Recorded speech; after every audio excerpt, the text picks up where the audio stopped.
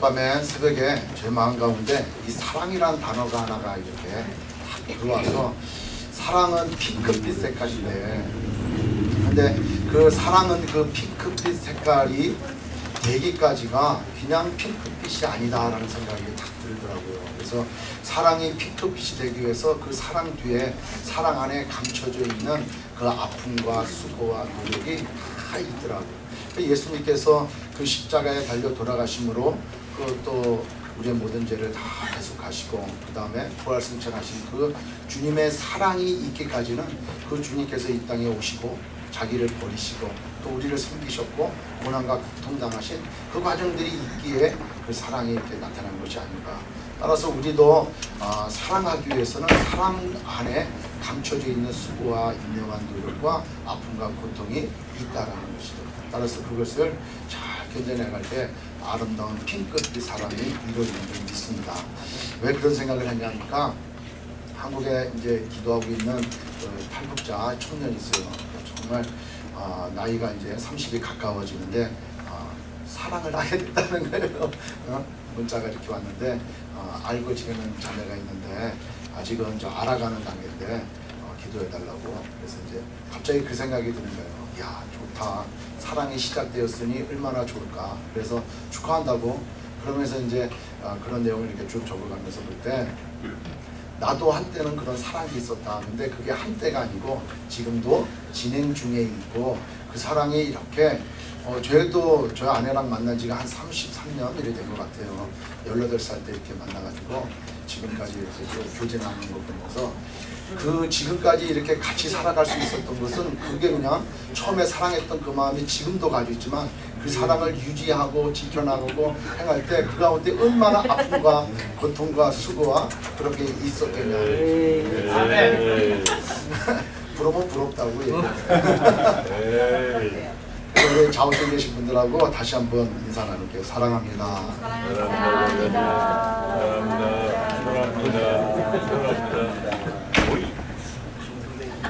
자, 우리 오늘 말씀 보겠습니다. 갈라디아서 1장 1절로 5절 말씀입니다.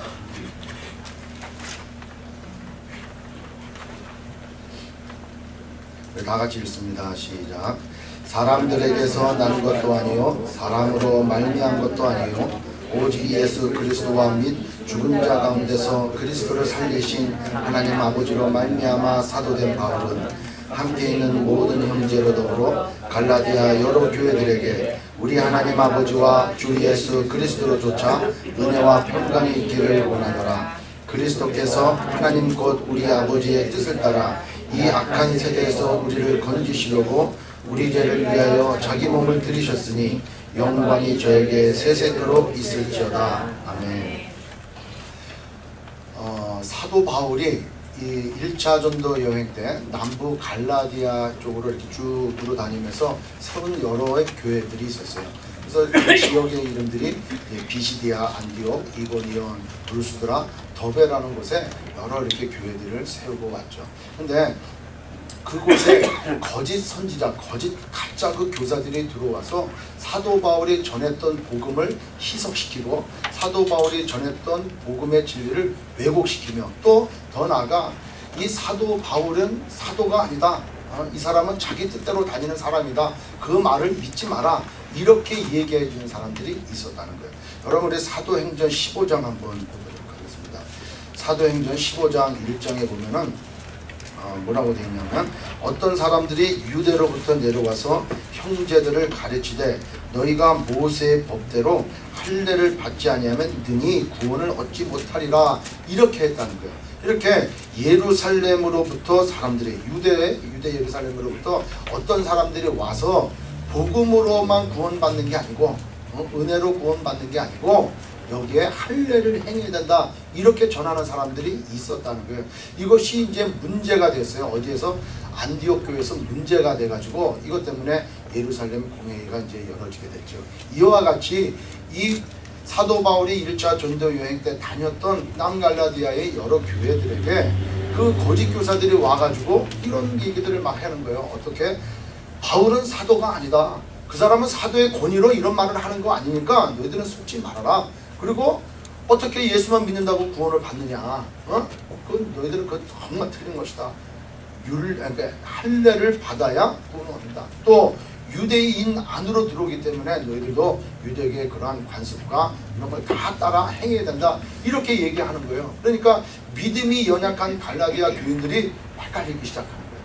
아, 그런가 보구나. 사실 우리가 그렇지. 우리가 유대인도 아닌데 유대인들이 전하는 그걸 믿고 우리가 그 하나님의 그 택함 받은 백성이 되려면은 우리도 유대인들이 지키는 그걸 진짜 행하는 게 아닌가. 그렇지. 바울은 예수님 당시에 없었잖아. 저분들의 얘기가 맞는 것 같아. 이렇게 이 사람들이 헷갈리기 시작하는 거예요. 헷갈리니까 이 사도 바울이 답답한 거예요. 사도 바울이 전한 복음은 뭡니까? 오직 뭐로만 예수로 믿음으로 말미암아 구원을 얻는다. 오직 의인은 믿음으로 구원 얻는다. 따라서 뭐 할례를 행한다, 의식법을 행한다, 이거 필요 없다라는 거예요. 그냥 복음 안에서 자유한 삶을 살면 된다. 이렇게 전했고, 나는 사도다. 왜? 부활하여 살아계신 그 예수 그리스도를 내가 만났다 이거예요. 그래서 자기를 소개할 때 거기에 뭐라고 소개합니까? 우리 갈라디아서 1장에 보면은 1장 1절에 보면은 사람들에게서 난 것도 아니요 사람으로 말미암은 것도 아니요 오직 예수 그리스도와 및 여기가 죽은 자 가운데서 그리스도를 살리신, 이게 죽은 자 가운데서 그리스도를 살리신, 다른 그 사도 바울의 서신에는 이런 문구가 별로 없어요. 그냥 하나님 아버지로 말미암아 이렇게 돼 있지. 여기서 죽은 자 가운데서 그리스도를 살리신, 왜? 죽은 자 가운데서 그리스도를 살리신, 그 죽은 자 가운데서 살아나신 예수 그리스도를 이 사도 바울이 만났기 때문에 이 문구가 들어진 거라는 거예요. 그래서 자기는 바로 사도다. 이렇게 자기를 변호하는, 그렇게 변증하는 얘기를 하고 있다는 겁니다. 따라서 이 사도 바울은 갈라디아 교인들에게 이 편지를 쓸 때 자기의 사도직과 또 나는 그러한 사도로서의 권위를 가지고 너희들에게 복음을 전했으니까 내가 전한 그 복음이 얼마나 권위가 있고 얼마나 사실인가 너희들은 알아야 될 것이다. 그 다음에 내가 다시 말하노니 너희들이 들은 바 그 복음은 바로 이런 것이다 하고 그 은혜의 복음을 다시 정리하며 설명해주고 있는 게 바로 갈라디아서예요. 또 그 복음 안에 있는 사람이 어떠한 그 율법과 규례에 묶여가지고 속박된 그런 멍에를 맨 그런 삶이 아니고 얼마나 복음 안에서 자유로운 그런 삶을 살아야 되는가를 이 성경에서는 말씀해주고 있다는 것이죠.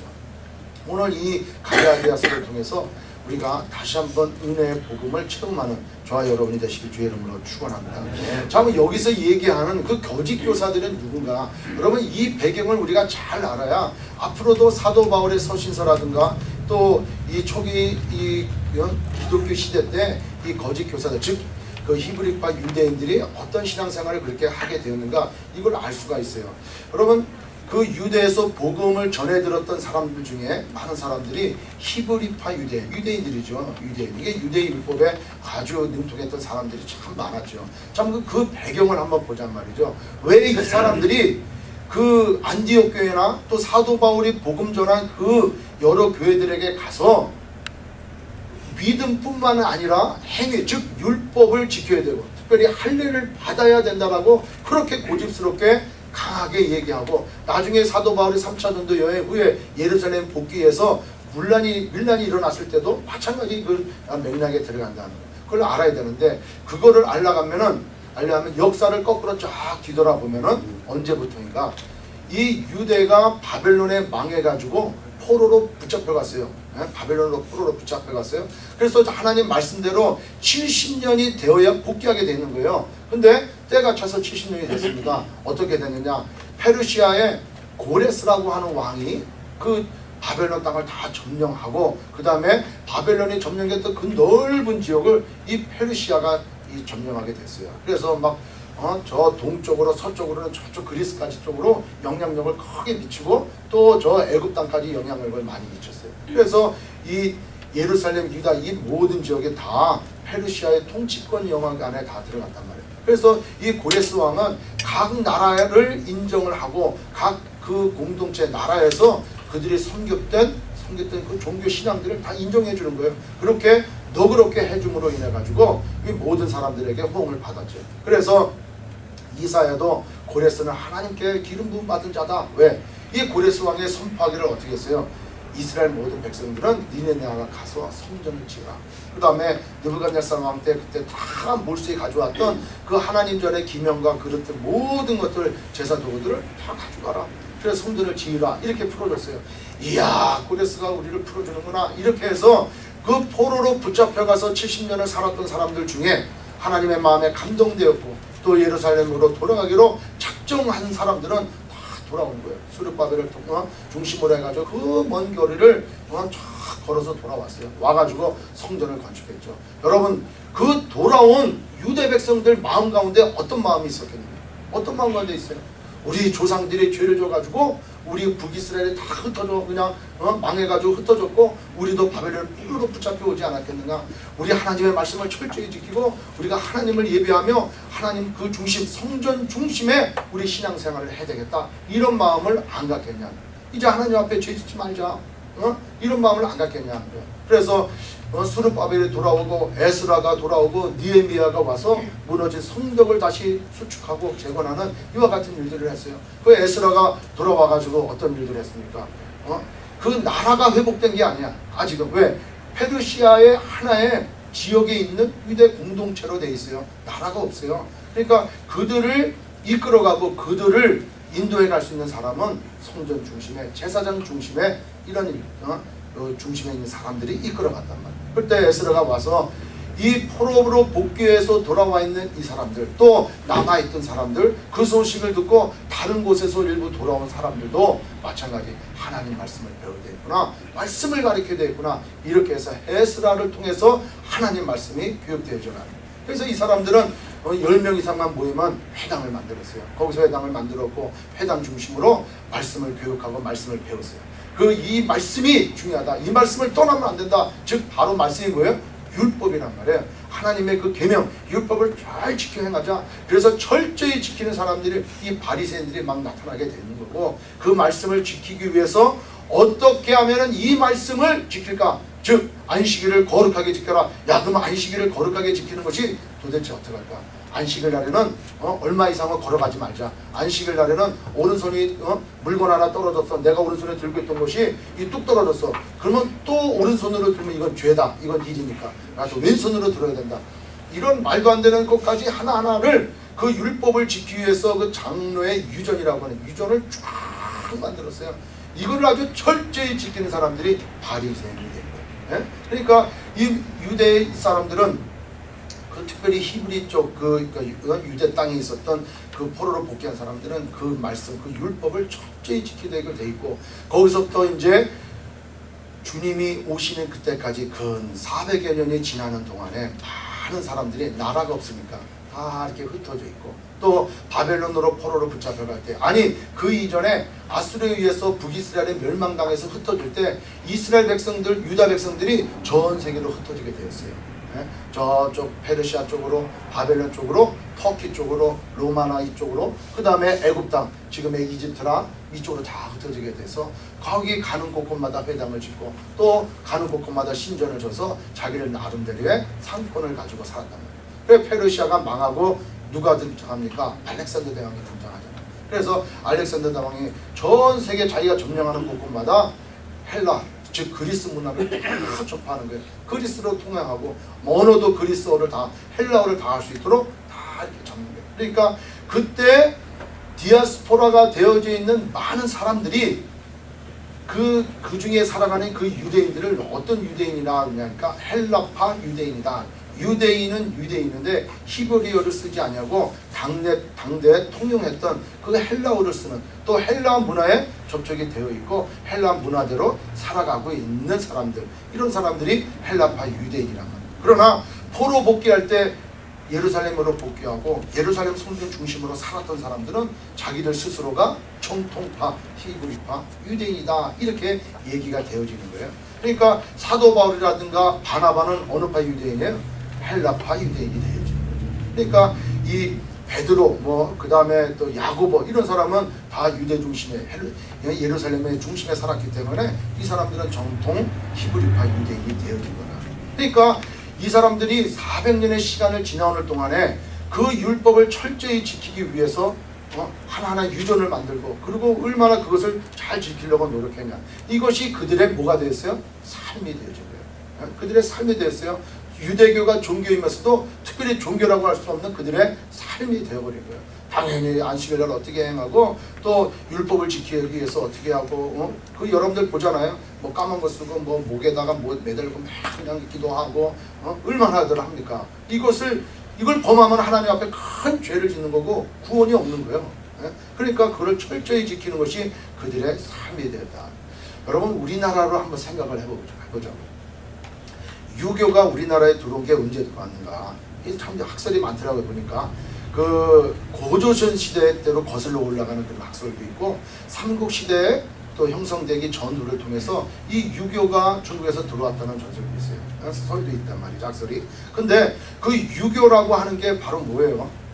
유교라는 게 이게 충을 얘기해. 나라에 충성하고 부모에 효도하고 부부간에 그러한 격식이 있는 이거를 중심으로 해서 이 나라가 이렇게 우리 대한민국이 한국이 이렇게 쭉 자라왔단 말이에요. 그러니까 유교라고 하는 그 문화 가운데 우리는 전해져 이 깊숙이 침투해 들어와 있어요. 유교라고 하는 종교에 또 유교라고 하는 것이 우리의 삶 가운데 그대로 돼 있어요. 또 우리는 또 샤머니즘에 많이 접속이 돼 있잖아요. 샤머니즘 누굽니까? 신앙과 우리 사이에 중간적인 역할을 하는 그런 무당, 점자하는 사람들, 이 샤머니즘이 중심이 많이 되었다라는 거예요. 그러니까 이런 것이 우리의 삶 가운데 기본으로 정해져 있거든요. 그냥 삶 가운데 있어요. 그러니까 우리 이런 가운데 예수 믿은 사람들이 자칫 잘못해서 그 유교라고 하는 그 문화, 유교라고 하는 생활 방식이 그대로 우리 신앙생활 가운데 드러나는 경우가 얼마나 많냐 하는 거예요. 이런 거랑 똑같아요. 그러니까 유대인들도 아니 갑자기 사도 바울이 또 예수 믿으면 지금 믿음으로 말미암아 구원을 얻는다라고 했을 때 전혀 이해가 안 되는 거예요. 왜? 자기들 삶 가운데 하나님 앞에 우리가 얼마나 드려지고 얼마나 율법을 하고 그 다음에 할례를 행해야 되느냐 이게 삶으로 정해져 왔었는데 갑자기 그것을 바꾸고 그거다 율법은 필요 없고 믿음으로 말미암아 구원을 얻는다 하니까 이해가 안 되는 거예요. 그래서 그 히브리파 유대인들이 이 변화된 헬라파 유대인이라든가 아니면 또 이방인들에게 너희들이 그걸 믿으려고 하면은 우리와 같이 할례를 행해야 되고 율법을 지켜야 된다 이렇게 얘기가 되는 거예요. 그러니까 지금 사도 바울은 전하는 복음하고 거짓 교사들이 와서 전하는 그런 복음이 이게 좀 달라지는 거예요. 그래서 이 갈라디아서 뒤에 보면은 무슨 복음이라 그래요? 다른 복음 6절에 보니까 그리스도의 은혜로 너희를 부르신 이를 이같이 속히 떠나 다른 복음 쫓는 것을 내가 이상히 여기노라. 이 다른 복음을 전한단 말이에요. 그러니까 유대인들은 늘 그 율법 때문에 지금 걸려 있어요. 안식일을 지켜 행하고 뭐 여러 가지 율법을 지켰는데 그 율법 중에 하나라도 거치면은 이게 죄가 되는 거예요. 그 죄인은 하나님 앞에 갈 수가 없잖아요. 그러니까 우리는 그렇게 해서는 도저히 구원받을 재간이 없다.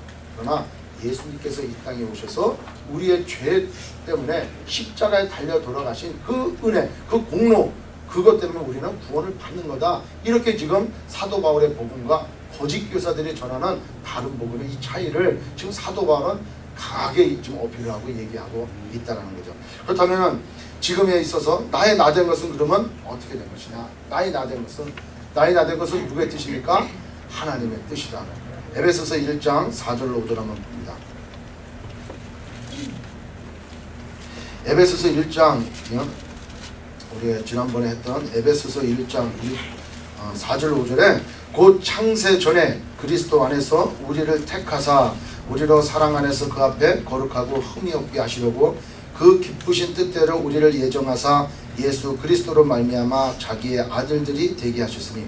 자 4절에 곧 창세 전에 그리스도 안에서 우리를 택하사, 우리가 구원받기로 되어 있었던 것은 하나님의 뜻 가운데 있었다라는 거예요.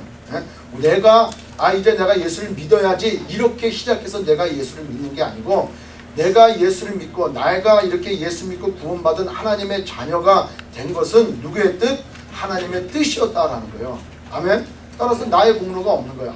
내가 지금 어쩌자고 주일날 지금 여기 와 앉아있지? 저 골프장에 안 가있고, 내가 지금 어쩌자고 여기 와 앉아있지? 지금 저 도박장에 가서 이거 땡기지 아니하고, 나의 나된 것, 내가 지금 여기 와서 하나님 앞에 예배 드리는 것은 누구의 뜻이다? 하나님의 뜻이다. 내가 결단하고 내가 아니야, 내가 이제 그거 청산하고 이제 주일날 가서 예배생활 잘 해야지. 나의 결단 뒤에는 하나님의 뜻이 있었다라는 거예요. 아멘. 그래서 죽은 자 가운데서 살리신 하나님의 공로로 인해서 우리가 여기 있다. 따라서 갈라디아서 2장 20절은 뭐라고 얘기합니까? 우리 갈라디아서 2장 20절 보고 다 같이 한 목소리 같이 있습니다. 시작. 내가 그리스도와 함께 십자가에 못 박혔나니 그런즉 이제는 내가 산 것이 아니요 오직 내 안에 그리스도께서 사신 것이라. 이제 내가 육체 가운데 사는 것은 나를 사랑하사 나를 위하여 자기 몸을 버리신 하나님의 아들을 믿는 믿음 안에서 사는 것이라. 여러분, 나라고 하는 존재는 십자가를 얘기하지 않으면은 나의 정체성은 없다는 거예요. 아멘. 그러니까 나는 십자가를 반드시 통과해 나가야 된다. 내가. 그러니까 여기 서 있는 인간 이광호는 십자가를 얘기하지 않으면은 나는 나의 정체성이 없어요. 그냥 죄인 이광호예요. 근데 내가 죄인 이광호가 아니고 의인이라고 칭함받고 하나님의 아들로 칭함받은 수 있는 유일한 거는 십자가를 통과해야 이 얘기가 되어진다는 거예요. 그러니까 우리 한 사람 한 사람은 십자가 때문에, 그 십자가의 보혈 때문에 지금 여기 앉아 있는 거고, 십자가 때문에 우리는 구원받은 거고, 십자가를 통과했기에 우리는 하나님의 아들이라고 칭함을 받을 수 있다라는 거예요. 따라서 우리의 삶의 모든 근거에 십자가 없으면 안 되는 거예요. 그래서 아까 찬양 그렇게 했지 않습니까? 내가 매일 십자가 앞에, 그냥 내가 매일 십자가 앞에 더 가까이 가오니 구세주의 물린 보혈 비소서 나를 정케 하소서. 여러분, 예수 십자가의 보혈 아니면 나를 정케 해줄 게 아무것도 없는 거예요. 네. 우리는 매일 죄된 생각을 하고 죄된 습성 가운데, 죄악 가운데 살아간단 말이에요. 세상은 죄악이란 말이에요. 세상은 죄악이야. 왜? 여기 돼 있잖아요. 갈라디아서 1장 4절에 그리스도께서 하나님 곧 우리 아버지의 뜻을 따라 어디에서? 이 악한 세대에서. 이 악한 세대. 이 악한 세대는 어떤 세대냐? 바로 악한 영, 공중 권세 잡은 악의 영들이 사로잡고 있는 세대입니다. 이 세계는, 이 세계에서 우리가 어떻게 죄를 안 짓고 살아갈 수 있냐.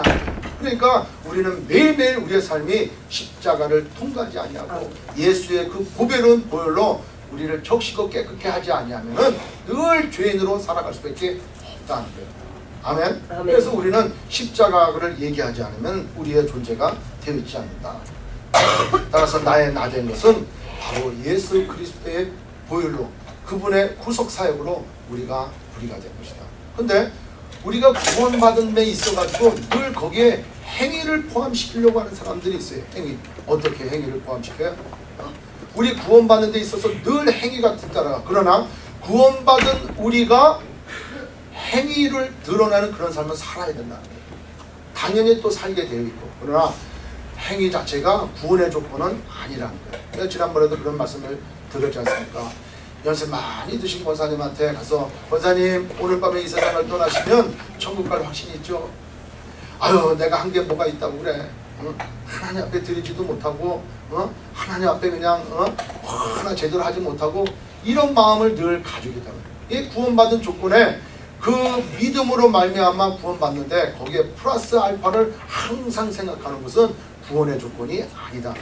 구원은 오직 믿음으로 말미암아 구원을 얻는다는 거예요. 아멘. 내가 나된 것은 나의 공로는 아무것도 없다는 거예요. 여러분, 이거 한번 생각하라면 그 하나님께서 나를 구원하시기로 창세전에 계획하시고 작정해 주신 그 하나님의 사랑, 그 하나님의 은혜를 생각할 때 우리가 감격하지 않을 수가 없다는 거예요. 그러면 생각을 해보세요.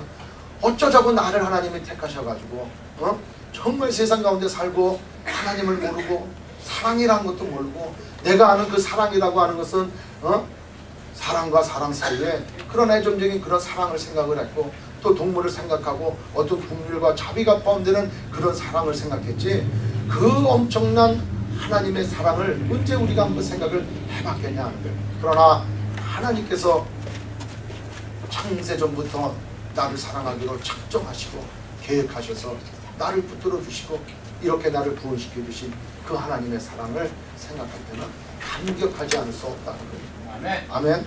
여러분, 이 하나님의 사랑으로 매일매일 우리의 삶이 감격이 넘치시기를 주의 이름으로 축원합니다. 여러분, 우리의 삶 가운데 기뻐하고 감격이 넘쳐야 되는 것은 늘 그 하나님의 사랑을 묵상할 때 나옵니다. 그 십자가에서 나를 위해서 달려 돌아가신 예수 그리스도의 그 사랑을 생각할 때 우리는 감격이 넘치는 거예요. 그걸로 인해서 모든 것이 다 덮어질 수가 있는 거예요. 성경에도 뭐라고 합니까? 크게 빚진 자를 용서해 줬어. 빚진 자를 용서해 줬는데 그 용서받은 죄인이 나갔는데 자기한테 조그만하게 죄진 사람이 있어요. 조금 돈 빌려간 거 안 갚은 거 가지고 그냥 윽박지르고 얘를 붙잡아다가 그냥 감옥에다 그냥 가둬놓는 거예요. 자기는 그거보다 감당하는 자. 예를 들어서 지금의 걸 얘기를 한다면 약 한 100만 달러를, 내 생각에 100만 달러가 제일 큰 돈인가 봐. 하여튼 100만 달러를 내가 빚을 줬는데 그 사람이 나를 탕감해줬단 말이에요. 뭐 안 갚으셔도 됩니다. 내 보니까 능력도 안 되시고 그것 때문에 얼마나 스트레스 많이 받으셨겠습니까? 그러니까 100만 달러 안 갚으셔도 됩니다. 근데 내가 탁 나가니까 내 아는 사람이 이 사람이 1000달러를 나한테 갚았는데 빌렸는데 안 갚는 거야. 야, 너 왜 나한테 1000달러 안 갚냐?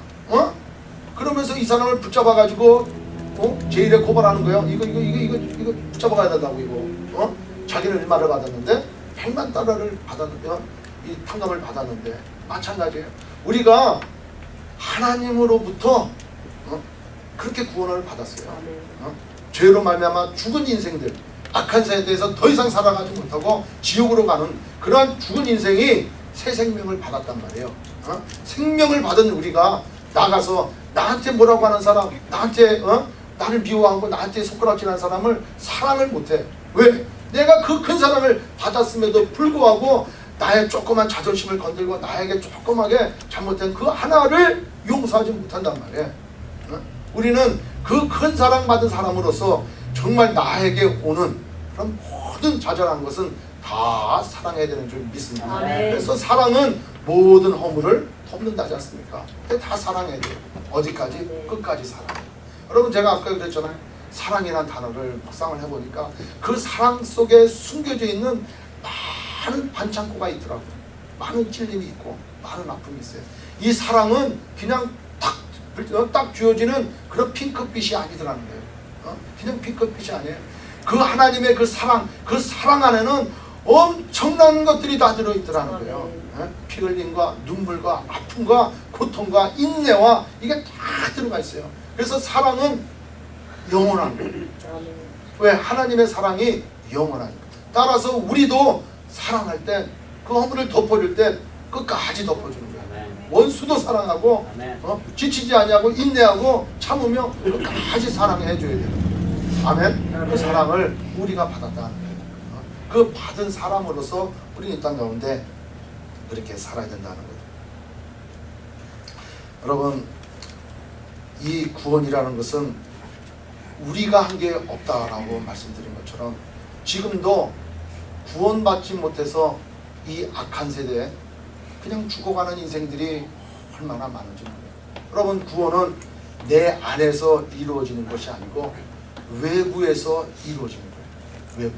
저도 이 땅 가운데 살아가면서 많은 사람들에게 예수를 믿어라, 교회 나와라 이런 걸 많이 들었어요. 그때마다 제 생각을 가지고 말도 안 되는 소리 하지 말라고 거절했던 적이 얼마나 많은지.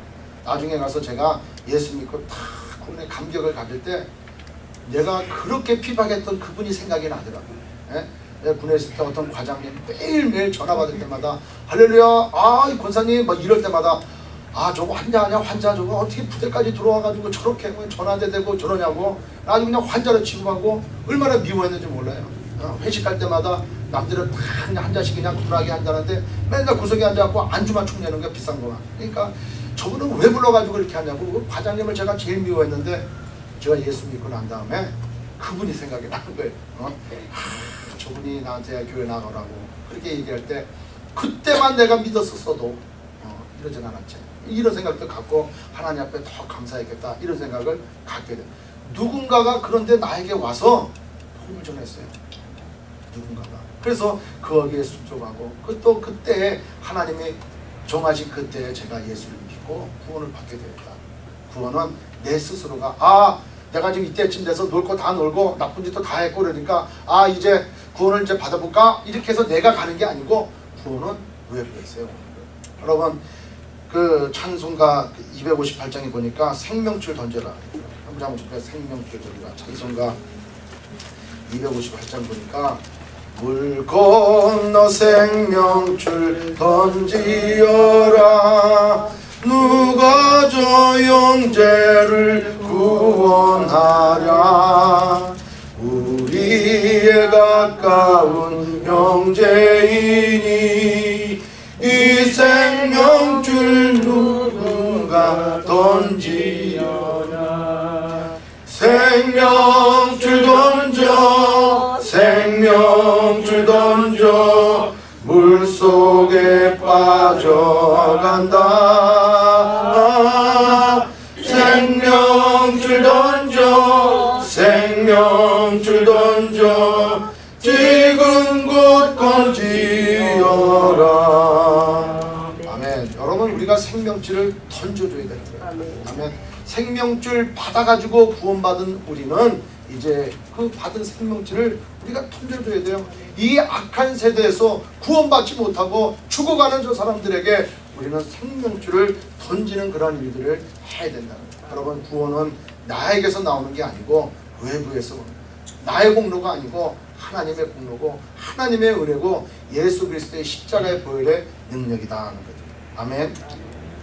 자, 여러분 이 말씀을 하면서 이 복음에 대해서 지금 거짓 교사들이 된 그 유대인들이 와가지고 유대파 그리스도인들이 와서 이 갈라디아 교인들에게 그와 같이 일들을 했어요. 근데 말씀드린 대로 그 전에 사도 바울이 가서 그 교회들마다 복음을 다 전했어요. 하나님께서 여러분들을 사랑하셔서 십자가에 예수 그리스도를 달려들어가게 하시고 그 공로로 우리가 다 구원을 받게 됐다. 그런데 그렇습니까? 그럼 이방인이 우리도 구원받는 겁니까? 너무 감사하고 너무 기뻐했어요. 그런데 거짓 교사들이 와가지고 다 그냥 할례를 받아야 된다. 니들이 무슨 구원을 받아? 할례 행하고 유대인의 율법을 지켜 행해야지. 그래야 구원이 있지. 니들 그런 식으로 구원 아니야. 사도 바울 이거 아니 그 사람 아니야.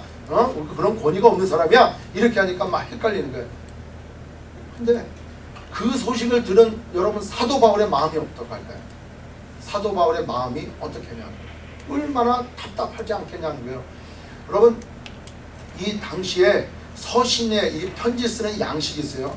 우리 한국 사람들은 편지 쓸 때 누구라고 뭐라고 쓰지 않습니까? 먼저 받는 사람을 쓰잖아요. 사랑하는 아내에게 그래 몸 건강히 잘 있고 추운 날씨에 감기 안 걸리고 잘 있는지 그렇게 하고 내용을 쭉 쓰고 저 멀리 당신을 사랑하는 남편 광호가 이렇게 쓸 거 아니에요. 그러니까 우리는 받는 사람을 쓰고 맨 마지막에 인사를 쓰고 내용을 쓰고 그 다음에 건강을 기원하고 그 다음에 발신인 내가 쓴단 말이야. 근데 이 당시에 쓰는 이 서신의 이 기본은 먼저 보내는 사람을 쓴단 말이에요. 그러니까 어떻게 된 나 바울은 하고 자기 이름을 써. 예? 그러고 난 다음에 인사를 쓴단 말이에요. 근데 여기에 보니까 사람들에게서 난 것도 아니고 사람으로 말미암은 것도 아니고 오직 예수 그리스도와 및 죽은 자 가운데서 그리스도를 살리신 누구예요? 하나님 아버지를 말미암아 사도된 바울은 그래서 영어에 보면 폴 이렇게부터 나온단 말이에요. 폴 이렇게 나왔잖아. 그러니까 자기 이름 즉 발신자 이름을 쓰고 그러고 난 다음에 2절 넘어서 3절에 우리 하나님 아버지와 주 예수 그리스도를 말미암아 쫓아 은혜와 평강이 있기를 원하노라 이렇게 인사말을 쓴다. 그 다음에 본론으로 들어가고 마지막에 기도하고 축도하고 자기의 또 안부도 들어가고 그 다음에 기도하고 축도로 마치는데 저는 여기에서 이 3절로 끝나도 될 것 같아. 우리 하나님 아버지와 주 예수 그리스도로 쫓아 은혜와 평강이 있기를 원하노라. 그리고 6절에 가서 그리스도의 은혜로 너희를 부르신 이를 이같이 속히 떠나 이렇게 본론으로 들어가도 되는데 여기에 4절 5절을 더 들어갔어요. 그리스도께서 하나님 곧 우리 아버지의 뜻을 따라 이 악한 세대에서 우리를 건지시려고 우리 죄를 위하여 자기 몸을 들이셨으니 영광이 저에게 세세토록 있을지어다. 아멘. 다른 바울 서신에는 나타나지 않냐는 이 내용이 추가로 더 들어갔어요. 여러분 4절 한번 다 같이 함께 읽을게요. 4절 시작. 그리스도께서 하나님 곧 우리 아버지의 뜻을 따라 이 악한 세대에서 우리를 건지시려고 우리 죄를 위하여 자기 몸을 들이셨으니, 여러분 이 4절이 복음의 요약이라는 거예요. 이 갈라디아의 교인들에게 그렇게 무너져가고 그렇게 거짓 교사들에게 헷갈려 있는 그 갈라디아 교인들을 바라보면서 답답한 마음을 가지면서 그 예수 그리스도를 설명하면서 다시 한번 그 복음의 요약을 설명해 주는 거예요. 그리고 그 영광을 하나님 앞에 돌리는 거예요. 5절에 영광이 저에게 세세태로 있을지어다 돌리는 거예요. 그러니까 이 갈라디아 교인들이 변화되고 헷갈려 하고 있는 그 심정을 우리도 알아야 된다. 우리도 그렇게 하기 위해서는 우리가 어떻게 됩니까? 복음에 철저히 알아야 돼. 그래서 복음을 나는 한번 복음 듣고 구원받았으니까 그냥 복음이 그거 아니야. 그냥 예수 믿고 구원받는 게 아니야. 이게 아니라니까요. 그냥 단순하게 복음이 뭡니까? 난 예수 믿고 구원받았어. 나는 그 복음을 알지. 이게 아니라는 거예요. 우리가 신앙생활 처음부터 모태신앙부터 하나님 앞에 갈 때까지 90년을 살아도 90년 동안 우리는 복음을 들어야 돼요. 아멘. 그리고 그 복음으로 날마다 내가 새로워지고 날마다 기쁨과 이 감사가 충만해져야 된다는 거예요. 이 답답한 심정을 알아야 돼요. 여러분이 입장 바꿔놓고 생각해서 한 사람에게 복음을 전했어요. 가서 그냥 밤새 설명하면서 그냥 복음을 전하고 기도해주고 그래서 예수 믿겠다고 하나님이 은혜를 베풀어 주셔서 정말 그분이 예수 믿었어요. 근데 한 일주일에 딱 갔어. 야, 이제 교회랑 같이 가야지. 딱 가니까 저 여호와의 증인 나가려고요. 이런다면 우리가 얼마나 열받겠냐고. 안 그러겠어요? 얼마나 열받겠냐고. 한 달 동안 그냥 가가지고 밥도 사주고 막 이렇게 해서 기회가 됐어. 그래서 복음을 전했어. 집사님, 지금의 삶에서 만족해하지 마세요. 지금 삶이 여러분의 삶이 다가 아닙니다. 이 땅에 끝나고 나면은 다음 세상이 있어요. 하나님이 우리와 함께 하신다. 그냥 얘기를 다 하고 성경을 꺼내서 그냥 입이 그냥 막 거품이 날 정도로 성경을 설명하고 복음을 전했어. 그래서 예수 믿으세요. 내가 믿겠습니다. 이렇게 하고 난 다음에 가보니까 몰몬교회가 있어. 그럼 어디 가고 목탁집을 비고 있어. 이러면 얼마나 저가냐고. 저분들이 얘기하는데 이게 다가 아니라는 거예요. 믿음으로 구원받는 이게 다가 아니라는 거예요. 그래도 우리가 정성을 들여야 되는 거 아니냐고. 정성을 그냥 정성이 부족해갖고 내가 구원 못 받는 거 아니냐고. 이렇게 가면서 만약에 변절됐다. 여러분 입장 바꾸는 생각하면은 얼마나 답답하냐고요. 여러분 그게 저의 마음이라니까. 주일날 이렇게 복음을 설명하고 주일날 이렇게 말씀을 전하고 찾아가서 기도하고 여러분 신앙생활 그렇게 하시면 안 됩니다. 얘기해줘도 다음날 교회 안 나와. 왜? 왜 안 나와? 하나님을 안 보니까 안 나온다니까. 여러분 우리가 누구한테 예배 드립니까? 하나님. 제가 여기 있으니까 목사님한테 예배 드려요? 아니라니까. 그러면 우리 권사님한테 예배 드려요? 아니라니까. 그럼 우리 집사님한테 예배 드려요? 아니라니까. 예배 받을 자가 누굽니까? 하나님입니다. 아멘. 아멘. 여러분 우리가 복음을 정확히 알아야 돼. 왜 교회를 나와야 되고 왜 예배를 드려야 되고 왜 하나님의 사랑으로 날마다 새롭게 되고 충만해야 되는지 왜 우리는 매일매일 십자가 앞으로 나가야 되는지 알아야 된다니까. 그런데 그거 제대로 알지 못하고 복음을 제대로 깨닫지 못하고 말씀을 내일 볼 생각도 별로 없으니까 신앙생활을 어떻게 해야 되는지도 모르니까 누군가가 와가지고 그냥 찔러대는 거예요. 누군가가 와가지고 그냥 확 뿌려버려 그냥. 그러니까 그런가 보다 동조가 되는 거예요. 그게 신앙생활이 안 되는 거예요. 그러다가 저쪽에서 그러지 않습니까? 저기 탈북자들 얘기도 나왔지만은 이분들이 내려와가지고 그분들에게 참 이 물질 돈이라는 게 얼마나 귀중한 줄 몰라. 왜? 돈이 있어야 북한의 가족들에게 보내고 그 돈으로 브로커를 통해서 남은 가족이 또 탈출해 오는데 얼마나 돈이 많이 필요하냐는 거예요. 돈 벌 거는 없어. 제한이 돼요. 남한 땅에서 와가지고 돈 벌 일이 없어. 왜? 북에서는 그렇게 안 해봤으니까. 간판 하나하나가 새롭더라는 거예요. 우리는 뭐 파리바겟, 저게 도대체 뭔 얘기인지 모르겠다는 거예요. 파리바겟 뭐를 땡큐란 말로 처음 들은 사람들도 많고. 그러니까 한국 땅에 와가지고 모든 게 다 영어 단어고 막 섞어서 쓰니까 이제 헷갈리는 거예요. 그러니까 굉장히 어려워. 그러니까 교회들마다 자 이분들을 그냥 신앙 안으로 바로 이렇게 섬기기 위해서 자 주일날 일하지 마시고 예배 드리시라고. 그 다음에 주일날 그 예배를 위해서 포기하는 그 일당을 교회가 주겠습니다. 오히려 우리가 줄 테니까 차라리 하나님 앞에 와서 예배드리자고. 아이 그럽니까? 그래서 어느 날 시간 계산해가지고 한 2시간 이렇게 하니까 시간당 얼마 해가지고 한 2만원 3만원씩 이렇게 드렸다는 거예요. 예? 그러니까 그쪽에로 그냥 탈북자 교인이 한 50명 100명이 쫙 가. 그러니까 저 옆에 있는 교회가 어떤 거예요? 아 정말 저게 잘하는구나 이래 되는 게 아니라 아니 저게 성도가 부흥했잖아. 우리도 좀 더 줍시다. 저기 3만원 줬는데 3만 5천원. 야 우리 교회는 3만 5천원입니다. 야 5천원 더 준대. 또 가는 거야 또. 어? 그러니까 저쪽에서 얼마? 5만원 딱 쳤어. 그러니까 5만원으로 다가 한 200명이 간 거야.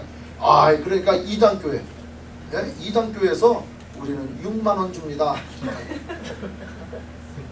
여러분 복음이 제대로 돼 있다면, 복음이 그 삶을 바뀌었다면 돈으로 가겠냐 하는 거예요. 복음을 돈으로 살 수 있습니까? 구원을 돈으로 살 수 있냐 하는 거예요. 그러니까 이거는 우리에게도 해당이 되는 거예요. 우리에게도. 우리의 신앙생활 가운데 하나님을 바라보고 복음을 정확히 깨닫고 복음 안에 거한다면은 우리는 그 어떤 거짓 교사가 와서 우리를 헷갈리게 한다 하더라도, 삶이 힘들고 어렵고 환경이 어렵다 하더라도 우리는 진리 대신 예수 그리스도를 떠나거나 그 하나님 앞에 나와서 예배드리는 것을 등한시하거나 할 수 없다는 거예요. 아멘. 그 답답함이 사도 바울이 갖고 있는 거예요. 예? 그래서 너희들 복음을 다시 한번 알아라. 4절에 그리스도께서 하나님 곧 우리 아버지의 뜻을 따라, 그리스도가 그냥 오신 게 아니고 하나님의 뜻을 따라 왔다는 거예요. 우리를 구원해 주시기 위한 하나님의 뜻을 따라서 어떻게 이 악한 세대에서 우리를 건지시려고 죽었어. 죄로 인해서 죽은 우리를 건지시기 위하여. 이 말을 뭐라 그래? 구원해 주기 위해서. 구원해 주기 위해서 우리 죄를 때문에, 우리 죄 때문에 죽었으니까 죄를 위해서 자기 몸을 들이셨다. 어디다 드렸습니까? 십자가에. 예? 십자가에서 우리 죄로 여기에 달려 돌아가셨다는 거예요. 그리고 누구든지 나를 믿고 누구든지 그 예수 십자가의 보혈로 피 묻힘이 되고 누구든지 그 사건을 내 마음 가운데 믿으면은 구원을 얻는다. 구원 얻을 다른 이름을 준 이름이 없다지 않습니까? 오직 예수 그리스도 외에는. 답답한 마음으로 지금 다시 4절로 얘기하는. 여러분 이 사도 바울이 갖고 있는 갈라디아 교회, 그 교인들에게 갖고 있는 이 답답함을 우리 한 사람 한 사람이 나에 대해서, 내 주변에 대해서 다 갖고 있어야 되는 거예요. 아멘. 아멘. 지금도 우리가 인도도 갔다 오고요, 라오스도 갔다 오고 여러 복음을 전하러 갔다 왔어요. 또 여기에서도 다른 지역에 가서 우리가 전도하고 그랬어요. 그런데 다른 사상들이 와가지고 이상한 쪽으로 바꿔버린다면 우리 얼마나 답답하냐. 우리가 잘 믿어야 되고 또 잘 전파해야 되는 그러한 책임이 우리에게 있는 줄 믿습니다. 네. 그래서 마지막에 보면은, 따라서 우리의 신앙생활은 이 마지막에 영광이 저에게 세세토록 있을지어다. 늘 하나님 앞에 영광 돌리는. 왜? 우리 신앙생활의 목적이 바로 뭐예요? 하나님 앞에 영광 돌리는. 하나님을 영화롭게 하는 거예요. 하나님을 찬양하고 하나님을 기뻐하는 거예요. 이 주일날 이렇게 나와서 찬양하고 기도하고 예배드리는 것은 누구에게 드려지는 거예요? 하나님께 드려지는 거예요. 어떤 마음으로 드려져야 되느냐? 기쁨으로 드려야 되는 거예요. 처음에 하나님 한 주간에 나의 삶 부족하게 살았습니다. 오늘도 하나님 앞에 나와 고백합니다. 왜? 그 죄를 지난 일주일 동안 지은 죄를 내가 씻을 수 없으니까 오늘도 이 시간에 십자가의 보혈로 나를 씻기 원합니다. 십자가의 보혈로 다시 한번 담대하게 하나님 앞에 나가려고 합니다. 그 십자가를 의지하고, 하나님 그럼에도 불구하고 제가 이렇게 기쁨으로 나왔습니다. 나를 받아 주옵소서. 이렇게 기쁨으로 드려지는 거고, 내가 하나님 앞에 정말 영광 돌리는 그런 일주일의 삶을 살았다면 그 하나님을 드러내면서 감사하며 드려지는 이 예배가 이 주일 예배다라는 거예요. 아멘. 따라서 이 예배는 기쁨이 넘쳐야 되고 감사가 넘쳐야 되고 영광이 넘쳐야 되는 거고 회개가 넘치는 이 예배가 되어져야 된다. 아멘. 그 다음에 그 예수 그리스도의 사랑을 받은 우리는 그 사랑을 그대로 하나님을 사랑하고 이웃 사랑을 해야 되는 줄 믿습니다. 로마서 13장 10절에 보니까 사랑은 이웃에게 악을 행하지 아니하나니 그러므로 사랑은 율법의 완성이라. 여러분 율법을 준 것 하나님의 사랑입니다. 어떻게? 하나님께로 오라고. 너희들이 행할 수 없으니까 나에게로 오라고 하는 하나님의 사랑입니다. 율법의 완성은 사랑이고요. 율법은 우리를 정죄해. 그래서 우리가 갖고 있는 성경 지식, 우리가 갖고 있는 신앙생활의 모든 것들을 가지고 정죄하는 것이 사랑이 아니고 그것을 덮어주고 세워주고 용서해주고 안아주는 게 그게 사랑입니다. 그런 사랑하시는 저와 여러분이 되시길 주의 이름으로 축원합니다. 따라서 우리의 신앙생활이 목적이 뭐고 동기가 뭐며 또 새로운 곳에 얽매여 가지고 율법화되지 말고 늘 그 주님께서 주님 복음 안에서 자유로움을 가지고 늘 기뻐하고 늘 감사하고 늘 더욱더 사랑하시는, 그래서 하나님 앞에 영광 돌리시는 저와 여러분이 되시기를 주의 이름으로 축원합니다.